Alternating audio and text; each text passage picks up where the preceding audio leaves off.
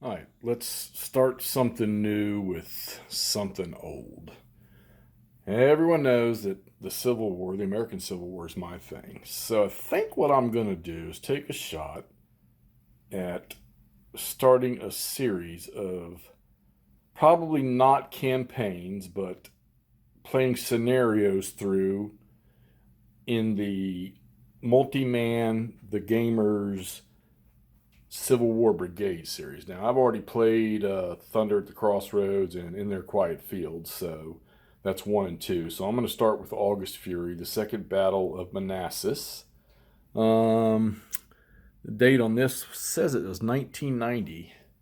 God, where the hell was I in 1990? I think I was at Fort Carson or Fort Drum. I can't remember. Anyhow, so I think we're going to start doing that, and we're going to start with the Brawner's farm fight, where Jackson assaulted the columns marching along the Warrenton Turnpike from the Union Army of Virginia. It's the 1st Division.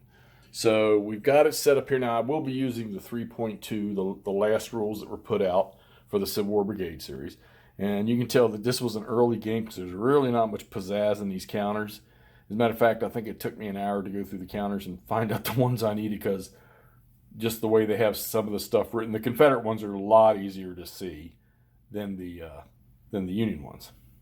So if you look at that, you see your dark red ones there. Those are your leaders, okay?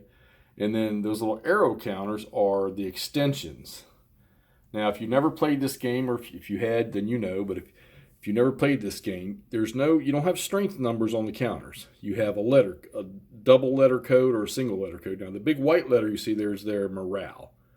It's morale or whatever. I think it's their morale, but it has to do with their morale. And then there's a little number in there, like that AA on that one unit. That represents their strength. So in this game, the strongest unit is an AA. But there are other versions in the series where they might be AAA, bigger regiments. So if you ever play one of these, the simple thing to remember is that 1A equals 2 Bs. And 1B equals 2 Cs. All right? And those affect how the unit performs in combat, just like it would be as a reduction to strength. So if your unit starts out as an AA, and then he gets reduced to an AB, which you will see on the charts here, on the casualty charts, all right? And these really aren't that hard to master. You see I think that's Lawton from Ewell from the left wing. It might not be Lawton, it might be somebody else. Might be Law, okay? He is a B morale. Yeah, morale is it, okay? And his strength is 21, okay? So there's your strength number right here. I don't know if that's in hundreds or not, I think it's in 50s, actually. And then you see here the AA, the AB, the A, the B, the C.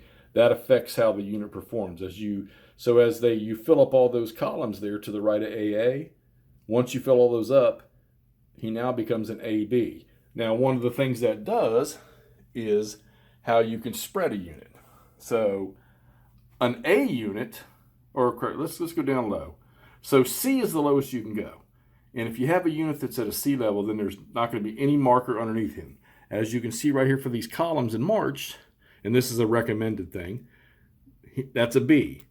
All right? But this unit is an AB. Where's he at? He is an AB. So he starts off, if he's in column, they recommend you put them all as Bs. So that would be 3 Bs for that unit. So that him in column and those next 2 Bs are those troops marching down that road. Okay? So that's how the expansion works. So you don't have to stretch the units, but it's recommended if you want to get better firepower, better shock combat effects, or you want to cover more area, you want to extend these units out. So if you have an AA unit and he's not extended and you fire, he's only going to fire as an A. But if you extend him out to 2 hexes, then you've got 2 A's firing. So keep those things in mind when you're playing.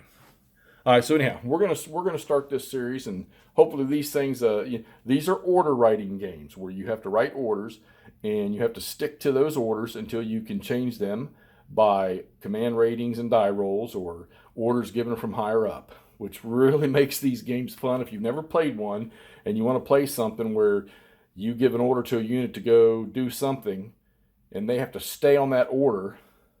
For an example, go attack the units at this intersection up here.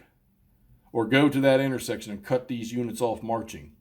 Well, you get that order, the commander successfully gets it, and he starts his movement to take that intersection up there and then turn and fight these Union soldiers coming up here in column.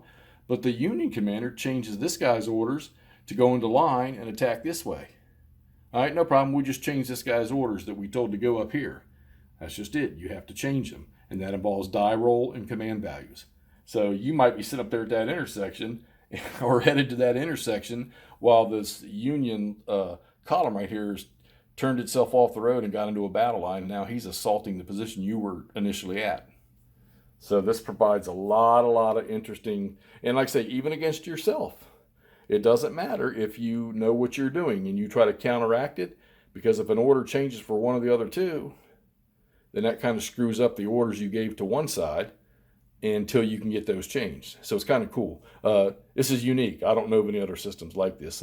I think the Regimental Sub-Series is like that, and then I think Line of Battle has sort of slimmed it down a little bit. So, all right, so we're going to get this thing started, and we're going to try to go through some of the scenarios, and we'll shoot some images and talk about what has happened as we go. All right, let's get this up so you're going to see what we're starting on. Talk to you soon.